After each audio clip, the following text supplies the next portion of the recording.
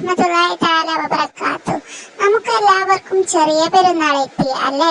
ചെറിയ പെരുന്നാളിന് ഓരോ സുന്നത്തുകൾ ചെയ്യാനുണ്ട് അല്ലെ. ചെറിയ പെരുന്നാൾ നമസ്കരിക്കണം.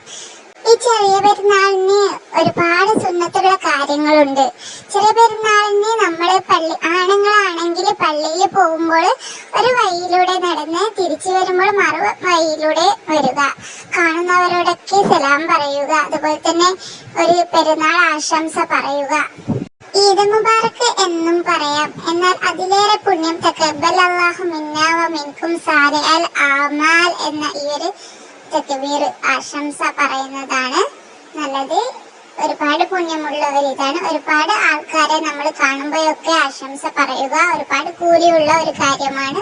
കുടുംബക്കാരെയൊക്കെ സന്ദർശിക്കുക. പോവാൻ കഴിഞ്ഞില്ലെങ്കിൽ പെരുന്നാളിന്റെ ആശംസ പറഞ്ഞ് വിളിക്കുക.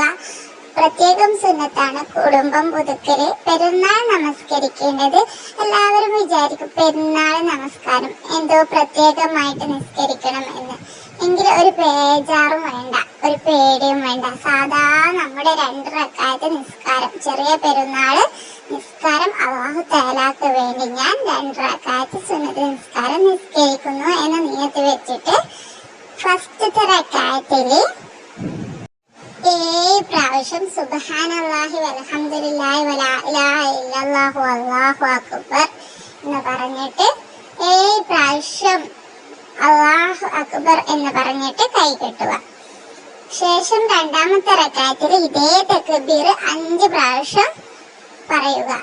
എന്നിട്ട് സാധാ നമ്മൾ നമസ്കരിക്കും പോലെ നമസ്കരിച്ചിട്ട് സലാം വീട്ടുക.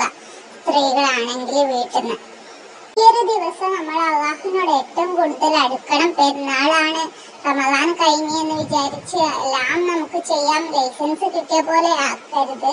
ഈ ഒരു ദിവസം നമ്മൾ അള്ളാഹുവിനെ നമ്മൾ ഓർമ്മിച്ച് അള്ളാഹുവിനോട് ദുആ ചെയ്താൽ ഒരുപാട് പ്രതിഫലം ഉണ്ടാവും.